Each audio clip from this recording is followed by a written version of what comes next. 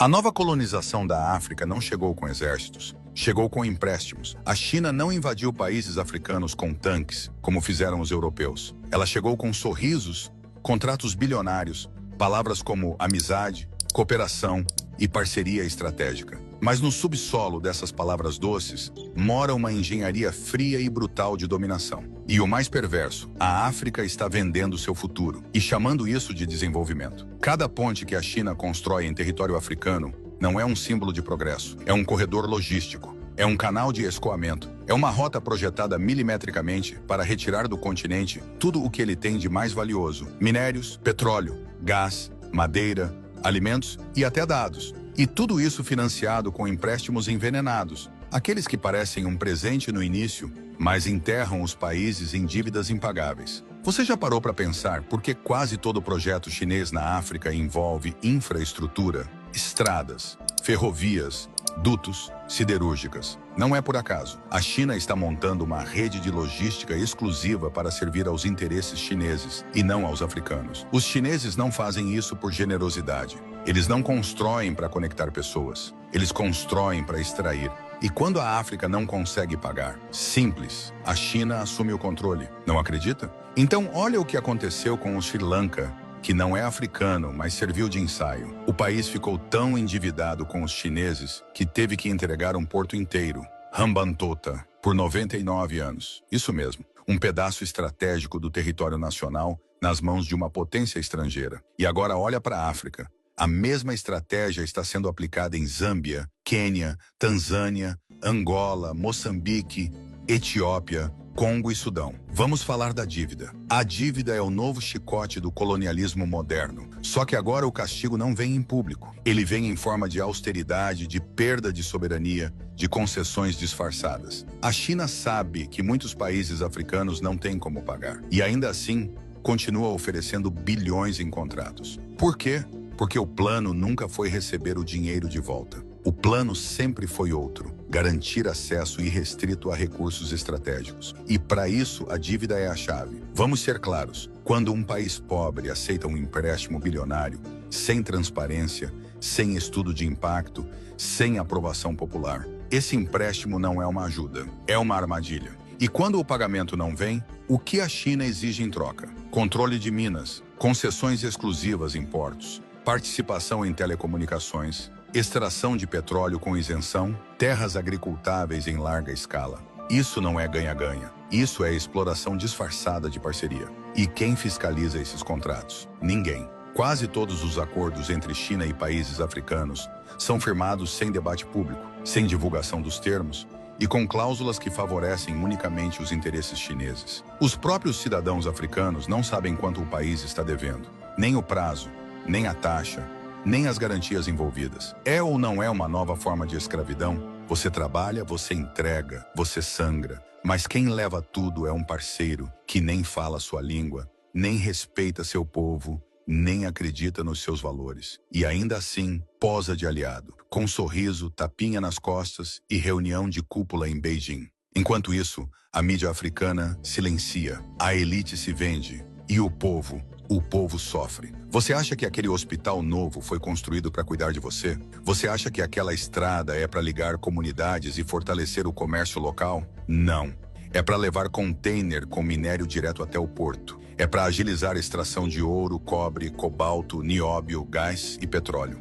A infraestrutura chinesa serve à China, a dívida é do povo africano. E os lucros atravessam o oceano. E enquanto isso, os trabalhadores africanos ganham salário miserável. Isso quando são contratados. Porque em muitos projetos chineses, a mão de obra é importada da própria China. Ou seja, a China traz o dinheiro, executa com suas empresas, seus operários, suas máquinas e manda a conta para o povo africano pagar com seus próprios recursos naturais.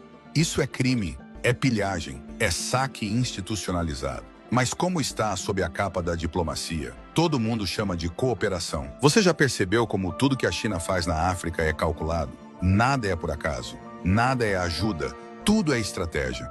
Tudo é parte de um projeto de longo prazo que os africanos ainda não entenderam completamente. O nome disso é neocolonialismo logístico. É quando o país não precisa mais invadir território com tropas. Basta invadir com acordos, construir os caminhos e dominar os fluxos. Você domina o território dominando os canais por onde passam as riquezas. E a China já mapeou toda a África. Na Zâmbia estão atrás do cobre. Na República Democrática do Congo é o cobalto. Em Angola, o petróleo. Em Moçambique, gás natural, madeira e terras férteis. Na Tanzânia, acesso estratégico ao Índico. No Quênia, a conexão portuária com o resto do leste africano. Em Djibouti já construíram uma base militar chinesa. Isso mesmo, uma base militar em solo africano. Você acha mesmo que isso é só comércio? Não, irmão. Isso é ocupação lenta, silenciosa e muito mais eficiente que qualquer colônia do passado. A África virou o maior campo de extração externa da China. E os africanos continuam dizendo que é parceria. Parceria que te deixa mais pobre. Parceria que te dá dívida e tira tua soberania. Parceria que te entrega obras feitas por chineses, para os chineses, com lucro chinês e custo africano. Acorda. Vamos falar da narrativa. A manipulação da linguagem é parte essencial do golpe. Eles não dizem que vieram dominar. Dizem que vieram ajudar. Não falam em dívida. Falam em financiamento para desenvolvimento. Não falam em saque. Falam em acesso a mercados. Não falam em exploração. Falam em cooperação sul-sul.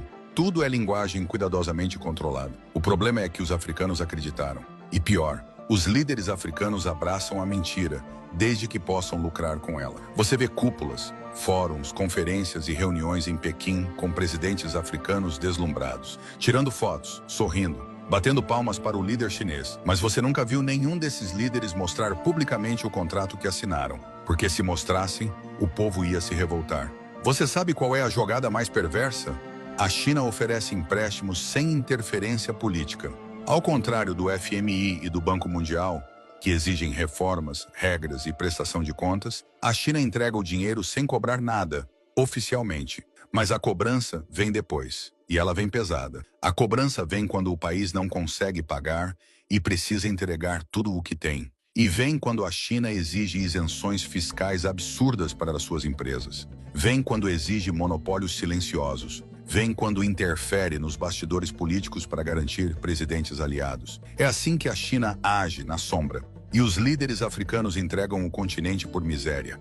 Aceitam propina, fecham acordos no escuro, negociam concessões de 30, 50, 70 anos, vendem reservas naturais por valores que nem pagam o prejuízo ambiental causado pela exploração. E o povo? O povo fica com os buracos nas estradas, com as cidades sem saneamento, com a juventude desempregada, com as escolas sem teto. Mas o minério, esse já está nos navios a caminho de Xangai. E sabe o que mais dói? É ver africanos defendendo a China nas redes sociais, dizendo que os chineses nos ajudam mais do que os europeus. Mas não é porque os europeus foram canalhas que os chineses são santos. Trocar de colono não é libertação. Trocar de mestre não é independência. Trocar o chicote pelo contrato não é liberdade. Você quer se livrar do Ocidente? Então aprenda a se proteger do Oriente também. Não existe potência no mundo que invista bilhões num país pobre por bondade. Isso não existe. Quem diz que a China está ajudando a África ou é ingênuo, ou está sendo pago para espalhar essa mentira. O que a China quer são 3 coisas. 1. Controle sobre os recursos naturais africanos. 2. Influência política e estratégica em regiões-chave. 3. Domínio econômico sem concorrência ocidental. E para isso, ela joga pesado. Ela não manda tanques, manda tecnologia. Não manda soldados, manda engenheiros. Não derruba governos, financia aliados. Ela constrói, mas constrói com interesses ocultos. Ela sorri, mas cobra em dobro. Ela assina acordos, mas esconde as cláusulas. E no final, o que sobra para a África? Nada, só os buracos deixados pelas escavações. A destruição ambiental sem recuperação. A dívida impagável herdada por gerações futuras. E a vergonha de ter acreditado que uma potência estrangeira viria salvar o continente. A pergunta que ninguém tem coragem de responder é simples. O que a África está realmente ganhando com essa aliança com a China? Eles constroem estádios, mas não constroem soberania. Eles erguem prédios para o governo, mas não constroem dignidade para o povo. Eles oferecem bilhões, mas com amarras invisíveis. Eles falam de irmandade, mas agem com frieza imperial. A África está sendo usada. E o mais grave, está aceitando ser usada. Tudo isso seria menos ofensivo se ao menos houvesse reciprocidade. Mas não há. Tente abrir uma empresa africana na China. Você será esmagado pela burocracia. Tente exportar seu cacau, sua madeira, seu gado sem barreiras, será travado. Tente negociar em igualdade, será ignorado. Tente cobrar responsabilidades ambientais dos chineses, vai ouvir silêncio. A China quer ser tratada como amiga, mas age como predadora. Quer ser recebida com festa, mas age como cobradora de aluguel em país quebrado. E ainda se ofende quando alguém ousa denunciar o que está por trás do seu apoio. E por que ninguém denuncia isso nos fóruns internacionais? Porque a China é hoje a maior credora da África. E quando você deve, você se cala. É o mesmo mecanismo da escravidão moderna. Quem não tem liberdade financeira, não tem voz. E quando a elite está comprada e o povo está confuso, a mentira vira política de Estado. Você sabia que dezenas de países africanos hoje devem à China mais do que seus orçamentos anuais conseguem pagar?